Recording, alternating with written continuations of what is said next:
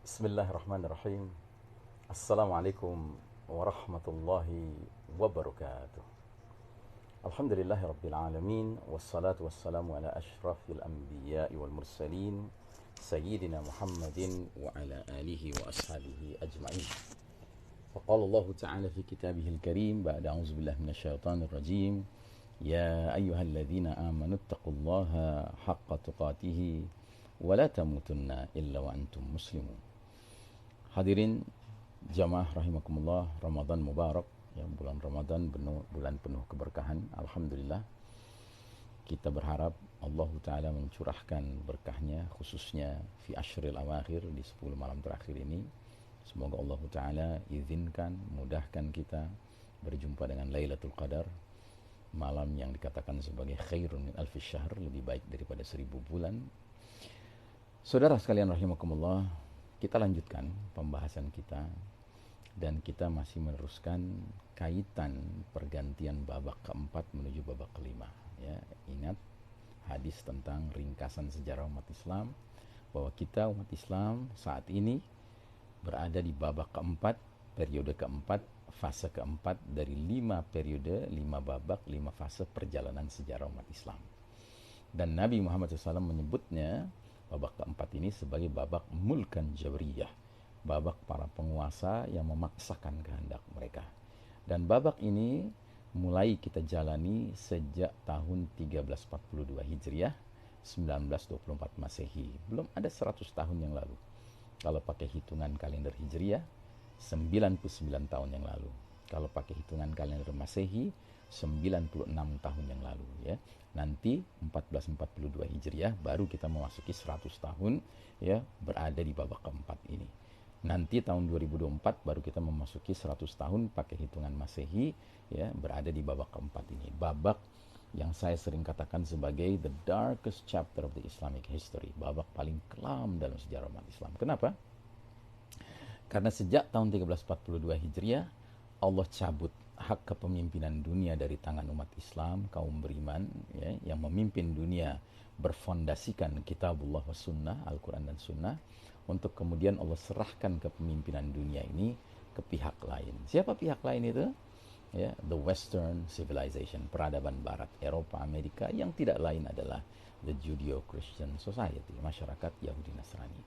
Nah, saudaraku rahimakumullah, hanya dalam tempo belum ada 100 tahun mereka memimpin dunia, tentunya menyingkirkan Al-Quran dan Sunnah sebagai fondasi menata kehidupan ini, maka sudah banyak sekali kerusakan yang ditimbulkan. Sudah banyak sekali kemungkaran yang berlangsung, bahkan kezaliman yang berlangsung, ya, bahkan mereka sudah semakin menunjukkan kesombongan dan kejumawaan mereka, ya, merasa bisa ala kulli syai'in qadir, bisa berlaku penuh kuasa atas segenap populasi planet bumi ini, ya. Nah, karenanya saudaraku rahimakumullah, dalam konteks pemahaman kita akan skenario akhir zaman, tampaknya perpindahan babak keempat menuju babak kelima sudah dekat, ya. Babak kelima, ingat, adalah babak yang penuh dengan kebaikan, karena Nabi SAW menyebut babak kelima itu sebagai babak khilafatun ala minhajin nubuwah, babak kekhalifahan yang mengikuti, yang sesuai dengan manhaj, metode kenabian dalam hal kepemimpinannya. Masya Allah Ta'ala, di babak kelima nanti Allah Ta'ala akan izinkan kaum beriman kembali terkonsolidasi, bahkan di bawah, ya, the certified leader, pemimpin yang langsung dapat sertifikasi dari Allah dan Rasulnya, yang kemudian gelarnya diperkenalkan Nabi sebagai Al-Mahdi, ya. Al-Mahdi itu laki-laki yang mendapat petunjuk dari Allah, dan laki-laki yang ditunjuk Allah sebagai Amirul Mukminin fi akhir zaman, pemimpinnya kaum beriman di akhir zaman. Masya Allah Ta'ala. Nah, ada beberapa hadis yang perlu kita angkat berkaitan dengan Al-Mahdi ini. Yang pertama, Nabi bersabda, ya, dengan penuh optimisme, ubashirukum bil mahdi yub'atsu fi ummati ala ikhtilafin minan nasi wa zalazil fayamla'ul arda qistan wa adlan kama muliat jawran wa zulman. Kuberitakan kabar gembira kepada kalian dengan diutusnya Al-Mahdi ke tengah-tengah umat ini saat perselisihan antar manusia menjadi-jadi, dan saat gempa-gempa dahsyat berlangsung. Al-Mahdi akan penuhi bumi secara merata dengan keadilan, sebagaimana bumi sebelumnya dipenuhi secara merata dengan kezaliman. Nah, jadi jelas sekali berdasarkan hadis ini, pertama, Nabi menyuruh kita mensikapi hadirnya Al-Mahdi itu sebagai sebuah busyra, sebagai kabar gembira. Ya. Jadi kita optimis dengan hadirnya Al-Mahdi, berarti ini akan menjadi turning point, titik balik situasi dunia yang sekarang ini kita di bawah kepemimpinan para penguasa-penguasa yang memaksakan kehendak mereka, mengabaikan kehendak Allah dan Rasulnya, untuk kemudian kita akan beralih kembali hidup di bawah naungan arahan-arahan wahyu ilahi, Al-Quranul Karim, dan sabda-sabda Nabi Muhammad SAW, As-Sunnah An-Nabawiyah Asy-Syarifah. Nah, jadi saudaraku rahimakumullah, disebutkan bahwa kehadiran Al-Mahdi itu bersamaan dengan situasi dunia yang semakin kacau, ya. Perselisihan antar manusia menjadi-jadi, kemudian gempa-gempa dahsyat berlangsung, ya. Nah, sebenarnya kalau kita mengkaji kitab Ensiklopedia Akhir Zaman karya Syekh Mubayyad, lebih jelas lagi gambaran kemunculan Al-Mahdi itu di tengah suasana-suasana banyak peristiwa-peristiwa besar, bencana-bencana besar yang sedang terjadi di muka bumi ini. Ya, ada Batshatal Kubra, ada hantaman keras dari langit, ya, yaitu berupa jatuhnya batu besar, meteor, ya, ke daratan dan ke lautan. Ya, ada ad-dukhan, ya, kabut asap sebagai efek dari hantaman, ya, keras tadi yang jatuhnya di daratan menimbulkan kepulan asap, kabut asap yang kata Nabi SAW akan menyelimuti seluruh wilayah timur, seluruh wilayah barat, ya, selama arba'ina yauman wa arba'ina laylah, 40 hari 40 malam, ya. Dan bahkan dalam surat Ad-Dukhan Allah jelas-jelas menyatakan hadza adzabun alim, ya, dukhan ini azab yang pedih, ya.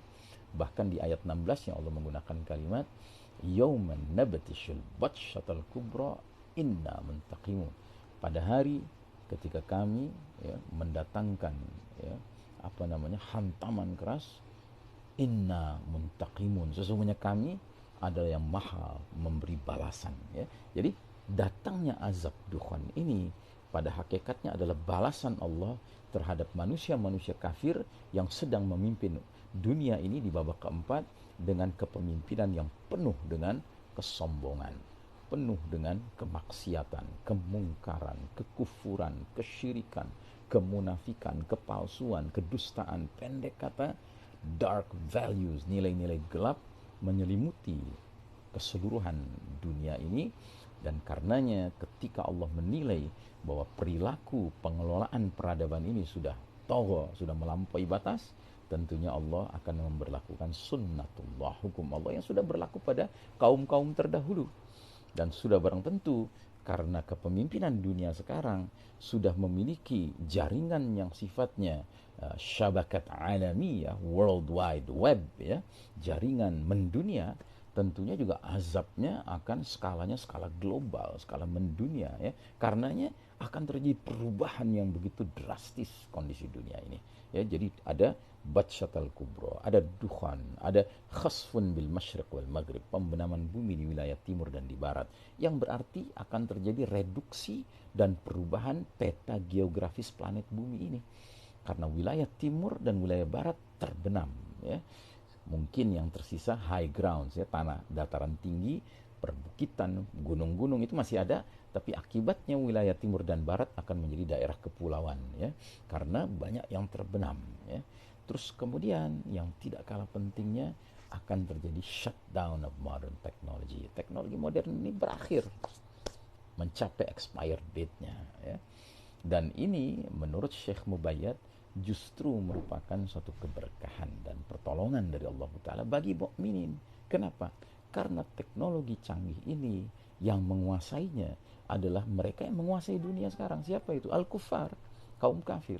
Dan mereka menguasai teknologi, sains dan teknologi ini bukan untuk kebaikan umat manusia, tapi untuk kepentingan mereka dalam rangka supaya bisa lebih dahsyat eksploitasinya terhadap umat manusia, ya. sehingga di berbagai bidang kehidupan mereka bisa menggunakan teknologi canggih ini untuk menyalurkan semangat ya kolonialis mereka, semangat materialis mereka, sekularistik mereka ya kan atas dunia ini. Nah, jadi saudaraku rahimakumullah, di tengah dahsyatnya peristiwa-peristiwa yang terjadi ya, Allah Ta'ala menghadirkan kabar gembira, yaitu hadirnya Amirul Mukminin fi akhir zaman, pemimpinnya orang beriman di akhir zaman. Lalu apa yang harus kita lakukan? Nabi mengisyaratkan jika kita ditakdirkan hidup di zaman menjelang hadirnya Al-Mahdi, Nabi sudah arahkan sejak 15 abad yang lalu, fa idza ra'aitumuhu fabay'uhu walau habwan 'ala thalji. Jika kalian melihat kehadiran Al-Mahdi, maka berbaiatlah dengannya sekalipun harus merangkak-rangkak di atas salju, karena sesungguhnya dialah Khalifatullah Al-Mahdi. He is the certified leader. Dialah pemimpin yang dapat sertifikasi langsung dari Allah dan Rasulnya. Alangkah anehnya kalau kita sudah paham dan yakin kita sedang hidup di era menjelang Al-Mahdi muncul, lalu kita masih sibuk melakukan hal-hal lain. Bukannya sibuk mempersiapkan diri agar Allah mudahkan kita bisa menjalankan perintah Nabi, yaitu menyatakan kesetiaan kita kepada beliau, ya, baiat, ya, sekalipun harus merangkak-rangkak di atas salju. Ungkapan ini mencerminkan sekalipun sulit, tapi kita harus upayakan melakukannya. Karena apa?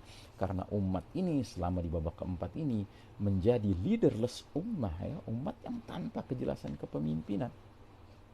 Kalaupun ada pemimpin-pemimpin, ya Nabi sudah katakan mereka berkarakter mulkan jabriyah, penguasa-penguasa yang memaksakan kehendak mereka, mengabaikan kehendak Allah dan Rasulnya. Kan kacaunya dunia modern sekarang itu tuh karena apa? Karena mereka yang punya otoritas kepemimpinan tidak mau menjadikan sumber pelita yang sebenarnya sebagai yang menyinari dunia ini. Apa sumber pelita yang sebenarnya? Sumber pelita yang sebenarnya adalah Al-Quran, ya. Allah Ta'ala berfirman dalam surat Ibrahim ayat pertama, Alif Lam Ra, kitabun anzalnahu ilaika litukhrijan nasa minaz zulumati ilan nuri biizni rabbihim ila siratil azizil hamid, ya. Kitab Al-Quran ini kami turunkan dia kepada engkau Muhammad SAW agar engkau mengeluarkan manusia dari gelap gulita menuju cahaya yang terang benderang dengan izin Rabb mereka menuju jalan Allah yang maha perkasa lagi maha terpuji. Dulu Nabi Muhammad SAW ketika pertama kali diutus di kota Mekah, di Jazirah Arab sedang tenggelam dalam zulumat, ya, kegelapan. Kegelapan apa? Zulumatil jahiliyah. Lalu pelan-pelan Allah turunkan ayat demi ayat Al-Quran, sehingga semakin lengkap, ya, Al-Quran itu, semakin Allah mengokohkan kedudukan Nabi dan para sahabat untuk merubah situasi Jazirah Arab min zulumatil jahiliyah ila nurul Islam, dari gelapnya jahiliyah menuju cahaya al-Islam. Itu pernah terjadi dan insya Allah itu akan terjadi kembali, ya. Bila mana kita sejak sekarang mempersiapkan diri untuk menjadi Jaisyul Mahdi, pasukan Al-Mahdi, yang tentunya harus memenuhi kriteria-kriteria, ya, agar diizinkan Allah bergabung, berbaiat dengannya. Dan di antara kriteria itu yang sudah kita bahas pada pertemuan sebelumnya mengenai ayat-ayat pergantian generasi. Masih ingat? Al-Maidah 54, 55, 56. Hai orang-orang beriman, barang siapa di antara kalian murtad dari agamanya, Allah akan datangkan satu kaum, satu generasi baru, generasi pengganti yang ciri-cirinya yuhibbuhum wa yuhibbuna. Allah cinta pada mereka dan mereka cinta pada Allah. Adzillatin 'alal mu'minin, lembah lembut pada sesama orang beriman. Aizzatin 'alal kafirin, punya pride, punya kebanggaan iman di hadapan orang kafir, enggak silau melihat orang kafir. Yujahiduna fi sabilillah, berjuang di jalan Allah tanpa rasa takut, ya. Wala yakhafuna laumata laim, tidak takut terhadap celaan orang yang suka mencela, entah dicela radikalis kah, fundamentalis kah, ekstremis kah, dan lain sebagainya. Dan mereka punya struktur kepatuhan yang jelas. Allah number one, Rasulnya number two, mukminin number three, dengan catatan mukmininnya enggak sembarang mukmin, tapi mukmin yang menegakkan sholat, menunaikan zakat, dan tunduk pada hukum Allah. Mereka inilah Hizbullah, mereka inilah tentara-tentara Allah yang layak bergabung dengan Al-Mahdi. Mudah-mudahan Allah Ta'ala mengizinkan kita memenuhi kriteria generasi pengganti. Wassalamualaikum warahmatullahi wabarakatuh.